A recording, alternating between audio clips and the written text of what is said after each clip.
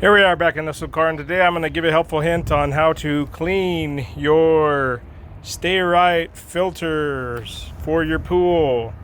And I'm going to show you what O-rings to get if you have this particular model. Let me turn this over. This is the lid to the Stay Rite. I'll tell you exactly which one. Stand by.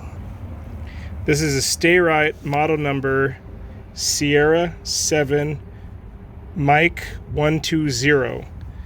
Pressure 50 psi, 300 square feet filtration, 0.33 gallons per minute square feet. Maximum flow rate's 100 gallons per minute.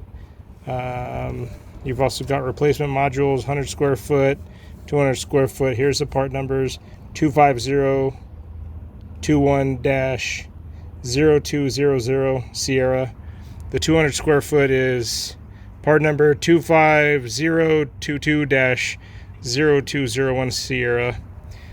This one is the length is of this particular one is 36 inches. The width is 36 inches and the height is 68 inches. 173 Charlie Mike. So anyways, this is for reference. If this is one that you possibly have, this is probably what it's going to be on here, because they do fade over time. So I'll put the description of what O-rings I have, especially the big one that goes around the closure, the egg. So let me show you what you want to do with your filters. Just clean them off with like a nice garden hose.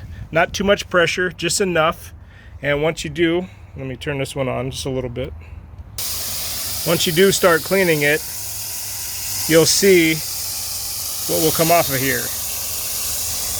Again, not too much pressure, just enough because you'll rip your filters. You don't want to do that. Now, even though it looks clean, once you get a nice, you can see how much crud's coming out of here. Now, I just go up and down, up and down. I do this with both filters.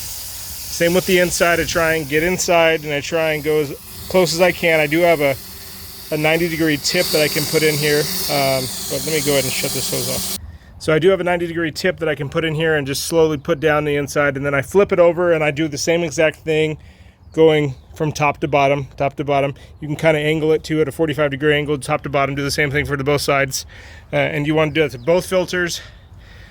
All right, the top of your filter unit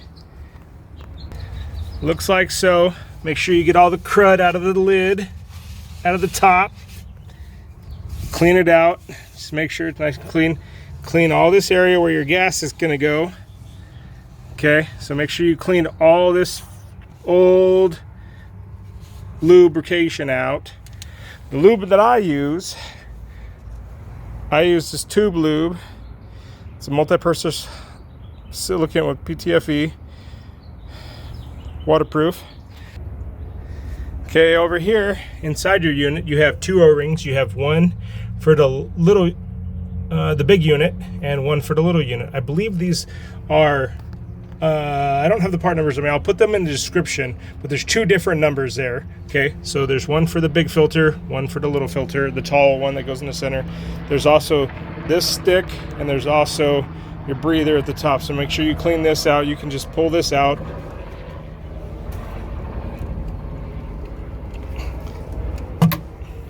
It's got the little detent on the bottom. You can shake that off. You can blow through it, and that'll get every little bit of thing off of it. If you need to get a new one, check for rips, check for tears, and then put that back inside. Make sure your pool has this. A lot of them times they won't work correctly, I guess, if you don't have that in here. Again, clean around where your O-ring is going to go, right here on the outside. It's going to go right here on this lip. Check all of your locks for security. Make sure you secure these down. When you put the top on, you will be having to put and line this up like that, and then you tighten this down. And then to loosen it, you loosen this out, it comes out, you pull this out, and then once you have that, you pull this out. I'll show you when I put the top on here in a minute. But for reference, I'm just giving you a understanding of kind of what it looks like. So now I'm getting the inside. I just turned it on to a decent amount. And what it's doing is just going through the center. And you can see all the crud that's coming off. Just enough to spray. And again, I'll flip this filter over to get the other side, because obviously going from the top down works best. I do this a couple of times every few months.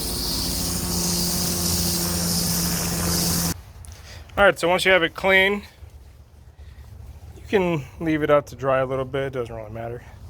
You do want to check the top.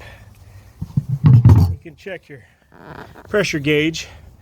Make sure it's working correctly. There is an O-ring here in the top in your bleed valve. There is an O-ring inside there you can lubricate. I've already lubricated mine, so I don't need to pull it out here right now. But if you were to, you can pull it out right here. There's a little right there. It's right here. Put a little bit of silicone on there and stick it back in. You can see some of the silicone. So just lubricate that up.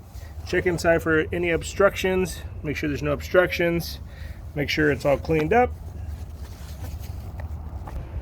So I put my lubrication on here and I'll show you what it looks like. All you do is take your towel and just wipe off the excess, and then it just looks like you're good to go. And then you take this and it's got the little two lock-in tabs. Push it back in. You can turn it, but you're going to leave this open for when you do fill your system with air and it comes out. And then you'll close it once it comes out of your weep hole. So now you'll get your lubricant sealant and you'll go ahead and do a decent amount on your O-ring and place it back on your unit. So I'll just put a little bit here in my hand like this, and then I'll just take and pull the O-ring like so, both ways, flip it around, so this way it gets a generous amount on the whole thing. I'm not going to be able to grab the camera right now, so stand by. So I put them back in. They both have arrows facing forward. This will line up exactly with where your O-rings are. I took my glove and I put some silicone on it and I just slightly put it around both O-rings that are at the base of both of these. Here's my main O-ring. I started closest to me and just went to the top, or away from me. So I just kept my hands on kind of like this on both sides until I got to the, so like this, going away from me, and then that way it kept the O-ring seated. And I'll put the top on now, and then you just put your locks on. Just check all your locks, make sure there's no cracks where you have to get new ones. Over time they'll just break down. You can check on the inside as well, make sure there's no cracks. These are where it's going to seat down and lock. Well, let me put the top on now. So now the top's on, so now you'll understand how these locking tabs go into place. So just like that. I don't tighten it all the way down, I just make sure it's seated.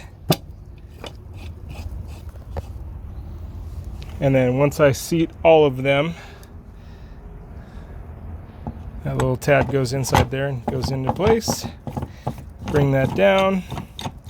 And again, just make sure it's seated all the way as well, so that way it's not going cockeyed. I like to do these every other one, or I'll start a star pattern, kind of like a car tire, so that way you're making sure that it's seating itself correctly, and then go around and then tighten them all the same way, star ways, so that way you get all the way around, and then you can check every single one at the end. just a nice firm pressure so they're all seated firm. Kick your filter back on, leave your bleed valve open until it starts squirting water, and close that up, and make sure you check your main filter as well. Make sure that that's cleaned out, the O-rings lubricated, and hopefully this was a helpful hint on this little car. So this was a long video, but hopefully you got a little bit of an idea how to take care of your stay right. Thanks for coming to this old car.